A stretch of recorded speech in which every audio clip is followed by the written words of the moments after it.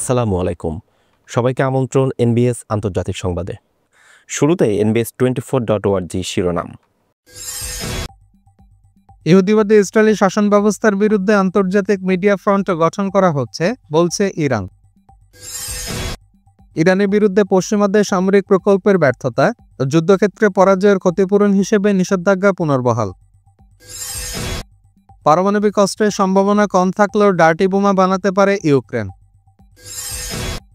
সর্বাধিক মুসলিম জনসংখ্যার দেশ হবে ভারত।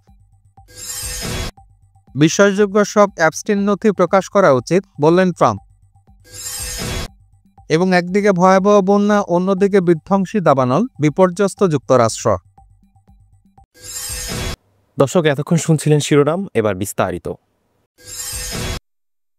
খবর পড়ছি আমি ফজলে রাব্বি। ইহুদিবাদী ইসরায়েলি শাসন ব্যবস্থার বিরুদ্ধে আন্তর্জাতিক মিডিয়া ফ্রন্ট গঠন করা হচ্ছে, বলছে ইরান। ইরানের জাতীয় সম্প্রচার সংস্থা IRIBর আন্তর্জাতিক বিষয়ক উপপরিচালক আহমেদ নওরোজি ইহুদিবাদী শাসন ব্যবস্থা এবং মার্কিন যুক্তরাষ্ট্রের বিরুদ্ধে একটি আন্তর্জাতিক মিডিয়া ফ্রন্ট গঠনের ঘোষণা দিয়েছেন। ইরানি সম্প্রচার সংস্থার আন্তর্জাতিক বিষয়ক উপপরিচালক আহমেদ নওরোজি মঙ্গলবার মেহের নিউজ এজেন্সিকে 12 দিনের যুদ্ধের পরই অফিসের কার্যক্রম সম্পর্কে বলেন। 12 দিনের যুদ্ধের সময় ইরানি সম্প্রচার সংস্থার অন্যান্য বিভাগের মতো তার দপ্তর জাতীয় ঐক্য বজায় রাখার চেষ্টা করেছিল এবং ইরানের সামরিক সক্ষমতার পাশাপাশি এই জাতির বিরুদ্ধে ইহুদিবাদী ইসরায়েলি শাসন ব্যবস্থা এবং মার্কিন যুক্তরাজ্যের নিষ্ঠুরতা অপরাধ করেছে তা উভয় তিনি তুলে ধরেছিল। পার্স টুডে অনুসারে যুদ্ধের পরের ঘটনা অত্যন্ত গুরুত্বপূর্ণ তা উল্লেখ করে নওরোজি বলেন, আমাদের একটি বিশেষ কাজ রয়েছে যা সম্ভবত এই সপ্তাহে একটি আন্তর্জাতিক সম্মেলনের আয়োজন করা হচ্ছে। আমার মতে এটি একটি ভালো জিনিস যে আমরা ইহুদিবাদী শাসন ব্যবস্থা এবং মার্কিন যুক্তরাষ্ট্রের বিরুদ্ধে একটি আন্তর্জাতিক মিডিয়া ফ্রন্ট গঠন করতে যাচ্ছে। ইরানি সম্প্রচার সংস্থা ফর ইন্টারন্যাশনাল অ্যাফেয়ার্স এর উপপরিচালক সব মিডিয়া ফেস্টিভ্যাল কর্তৃক আয়োজিত এই অনুষ্ঠান সম্পর্কে এই বলে শেষ করেন, সব মিডিয়া সেন্টারের আকারে আমরা অল্প সময়ের মধ্যে অতীতের কিছু ভালো অভিজ্ঞতার পুনরাবৃত্তি করতে চাই। ইউরোপীয় এবং আমেরিকান দেশ থেকে অতিথিরা এসেছেন এবং আমরা প্রভাবশালী মিডিয়া ব্যক্তিত্বদের আমন্ত্রণ জানানোর চেষ্টা করছি।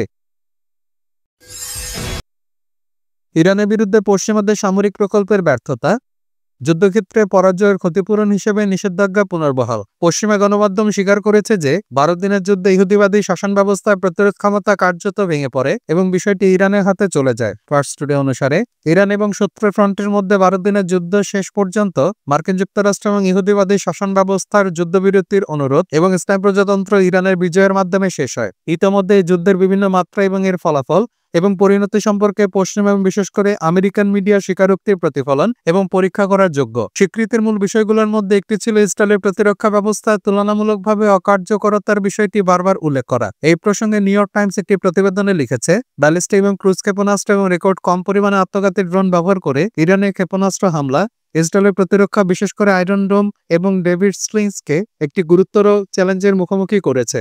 আমেরিকান বিশ্লেষকরা সতর্ক করে দিয়েছিলেন যে ইহুদিবাদী শাসনের নিরাপত্তার আগের মতো নিশ্চিত ছিল না এবং এই ঘটনাটি দখলকৃত অঞ্চলগুলোতে মানসিক ভারসাম্যকে ব্যাহত করবে। এই বিষয়ে CNN একটি নিবন্ধে লিখেছে, আয়রন ডোম কম পরিমাণে আক্রমণের সময় এবং পরিস্থিতির জন্য তৈরি করা হয়েছে, ইরানের মতো দেশের সাথে পূর্ণাঙ্গ যুদ্ধ নয়। আরেকটি বিষয় যা পশ্চিমা গণমাধ্যমের দৃষ্টি আকর্ষণ করেছিল তা হলো ইরানের প্রতিশোধমূলক আক্রমণের সমন্বয়ের স্তর এবং পরিধি।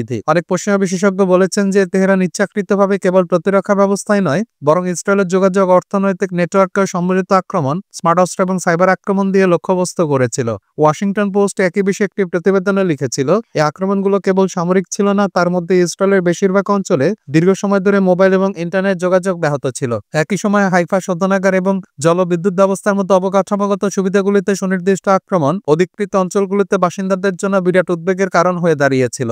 একই সময় একজন বৈদেশিক নীতি বিশ্লেষক জোর দিয়েছেন, সম্ভবত ইরানের সবচেয়ে গুরুত্বপূর্ণ কৃতিত্ব ছিল সামরিক প্রতিক্রিয়ার মধ্যে নিজেকে সীমাবদ্ধ না রাখা এবং হাইব্রিড যুদ্ধে সমস্ত ক্ষমতা ব্যবহার করা। এমন একটি সত্য যা বেশ কয়েকজন পশ্চিমা কর্মকর্তার মধ্যে ক্ষমতার ভারসাম্যকে বিপর্যস্ত করেছে। আরেকটি বিষয় হলো আমেরিকান মিডিয়া বিশ্লেষণে একটি উল্লেখযোগ্য অংশ এই বিষয়টির প্রতি নিবেদিত ছিল যে ওয়াশিংটন কার্যত সংকট আরো বাড়িয়ে ইরানের সাথে পূর্ণাঙ্গ যুদ্ধে জড়াতে অনিচ্ছুক ছিল, এমনকি যখন ট্রাম্প প্রকাশ্যে ইরানের পারমাণবিক স্থাপনাগুলিতে আবার আক্রমণের স্লোগান তুলেছিলেন। প্রকৃতপক্ষে হতাহতের পরিমাণ, জ্বালানি নিরাপত্তার জন্য হুমকি এবং তেলের দাম বৃদ্ধি আমেরিকান নীতি নির্ধারকদের জন্য গুরুতর দ্বিধা তৈরি করেছিল। ফরেন পলিসি এই বিষয়ে লিখেছিল, কিছু যুদ্ধপ্রেমী চক্রের প্রবণতা সত্ত্বেও ট্রাম্প এবং তারপরে তার জাতীয় নিরাপত্তা উপদেষ্টা সেন্টকম কমান্ডারদের জোরালো পরামর্শকে গুরুত্ব সহকারে নিয়েছিলেন। ইরানের সাথে আঞ্চলিক যুদ্ধে প্রবেশ করা পশ্চিম এশিয়ায় কৌশলগত পরাজয় মেনে নেওয়া সমান হবে। যুদ্ধবিরতি প্রতিষ্ঠিত হওয়ার পর এবং সামরিক কৌশলে ব্যর্থতা স্পষ্ট হয়ে ওঠার পর মার্কিন যুক্তরাষ্ট্র দ্রুত সামরিক যুদ্ধের পরিবর্তে সর্বোচ্চ অর্থনৈতিক চাপ এবং নতুন নিষেধাজ্ঞার কৌশল গ্রহণ করে।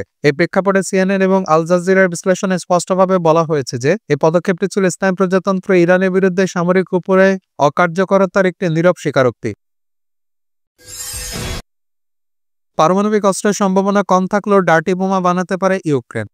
ইউক্রেনে পারমাণবিক অস্ত্র তৈরির সম্ভাবনা কম থাকলেও ডার্টি বোমা তৈরির সম্ভাবনা রয়েছে, কেননা দেশে প্রচুর পরিমাণে পারমাণবিক বর্জ্য রয়েছে। ইউক্রেনের প্রাক্তন প্রধানমন্ত্রী নিকোলে আজারভ রুশ বার্তা সংস্থা তাসকে কথা বলেছেন। আজারভের 2010 থেকে 14 সাল পর্যন্ত ইউক্রেনের প্রধানমন্ত্রী ছিলেন। তার মতে বর্তমানে ইউক্রেনে সক্ষম পারমাণবিক অস্ত্র তৈরির বৈজ্ঞানিক সম্ভাবনার অভাব রয়েছে, তবে কিয়েভ সরকার ডার্টি বোমা তৈরির আশ্রয় নিতে পারে। তিনি উল্লেখ করেন, একটি ডার্টি বোমা তৈরি করা সম্ভব কারণ আমাদের কাছে পারমাণবিক জ্বালানি থেকে বর্জ্যের প্রচুর মজুত রয়েছে। সম্ভবত এমন সম্ভাবনা রয়েছে, কিন্তু ইউক্রেনের তত্ত্বাবধায়করা, উদাহরণস্বরূপ ব্রিটিশরা, এত বোকামি করবে বলে আমি মনে করি না তারা এটা হতে দেবে।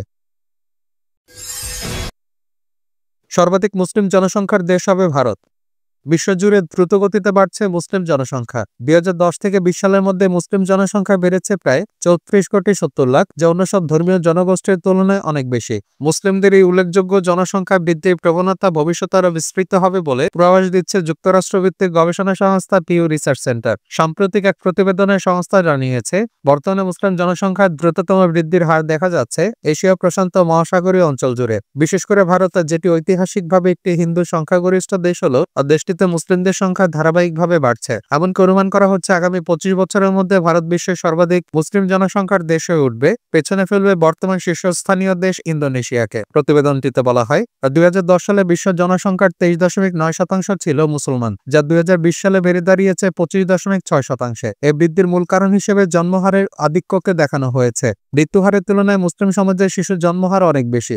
যদিও ধর্মান্তর একটি কারণ, তবে তার প্রভাব তুলনামূলকভাবে সামান্য। বিশেষত এশিয়া প্রশান্ত মহাসাগরীয় অঞ্চল জুড়ে মুসলিম জনসংখ্যার এই বৃদ্ধির হার সবচেয়ে বেশি। পিএর পূর্বাভাস অনুযায়ী 2050 সালের মধ্যে বিশ্বে মুসলমানদের সংখ্যা 280 কোটিতে পৌঁছাবে, আর এই সময়ের মধ্যে ভারত পেছনে ফেলবে বর্তমান শীর্ষ দেশ ইন্দোনেশিয়াকে। ভারত ঐতিহ্যগতভাবে হিন্দু প্রধান রাষ্ট্র হলেও গত এক দশকে সেখানে মুসলিম জনসংখ্যার উল্লেখযোগ্য বৃদ্ধি ঘটেছে। 2010 সালে ভারতের মোট জনসংখ্যার 14.3% ছিল মুসলমান, যা 2020 সালে দাঁড়িয়েছে 15.2%। এক দশকে দেশটিতে মুসলমানদের সংখ্যা বেড়েছে প্রায় 3,56,00,000। পিওর বিশ্লেষণে বলা হয়েছে, এই বৃদ্ধির পেছনে প্রধান ভূমিকা রেখেছে মুসলমানদের তুলনামূলকভাবে উচ্চ প্রজনন হার। ধর্মান্তরের হার এখানে খুবই কম। অন্যদিকে হিন্দু জনসংখ্যার ক্ষেত্রে বৈশ্বিক পর্যায়ে কিছুটা বৃদ্ধি লক্ষ্য করা গেছে। 2010 থেকে 20 সালের মধ্যে বিশ্বে হিন্দুদের সংখ্যা বেড়েছে প্রায় 12%, যা বৈশ্বিক গড় জনসংখ্যা বৃদ্ধির সঙ্গে সামঞ্জস্যপূর্ণ। 2020 সালে বিশ্বের মোট হিন্দু জনসংখ্যা ছিল প্রায় 120 কোটি, যা বিশ্বের জনসংখ্যার 14.9%। তবে ভারতে হিন্দুদের অনুপাতে সামান্য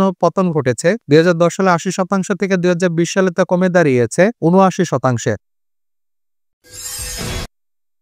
বিশ্বাসযোগ্য সব অ্যাবস্টেইন নথি প্রকাশ করা উচিত, বললেন ট্রাম্প।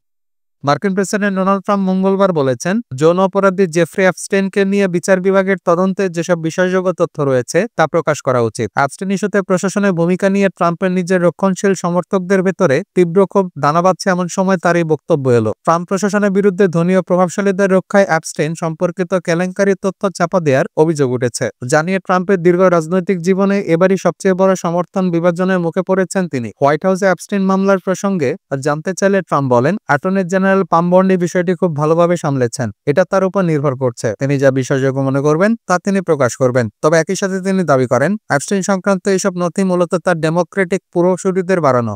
যদিও নির্বাচনের সময় একাধিকবার তিনি বলেছিলেন এইসব নথি তিনি সম্ভবত প্রকাশ করবেন। ট্রাম্পের এই মন্তব্য তার পূর্ববর্তী অবস্থানে এক ধাপ নমনীয় রূপ। এর আগে তিনি ওভাল অফিসে অনলাইনে ক্ষোভ প্রকাশ করে বলেছিলেন, অ্যাপস্টেইন নিয়ে তার সমর্থকদের আগ্রহ তিনি বুঝতে পারছেন না এবং তারা যেন এই বিষয়টি থেকে এগিয়ে যায়। তিনি বলেন, আমি বুঝতে পারছি না কেন জেফ্রি অ্যাপস্টেইনের ঘটনা কারো আগ্রহের বিষয় হবে। এটা খুবই বিরক্তিকর বিষয়।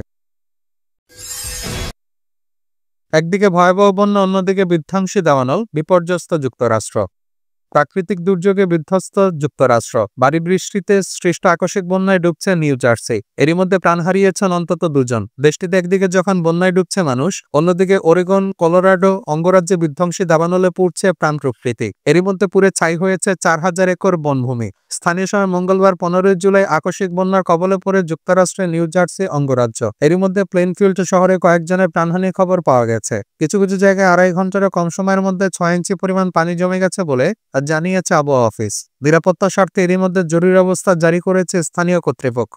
একদিকে যখন বন্যায় ডুবছে যুক্তরাষ্ট্রের নিউ জার্সি, অন্যদিকে আগ্রাসী দাবানলে পুড়ছে দেশটির অরেগন ও কলোরাডো অঙ্গরাজ্য।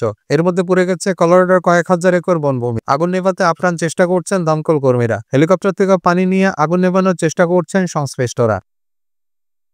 দর্শক, এই ছিল এখনকার মতো। আমাদের পরবর্তী সংবাদ দেখার আমন্ত্রণ জানিয়ে বিদায় নিচ্ছি আমি শফিউল আলম আরাফ।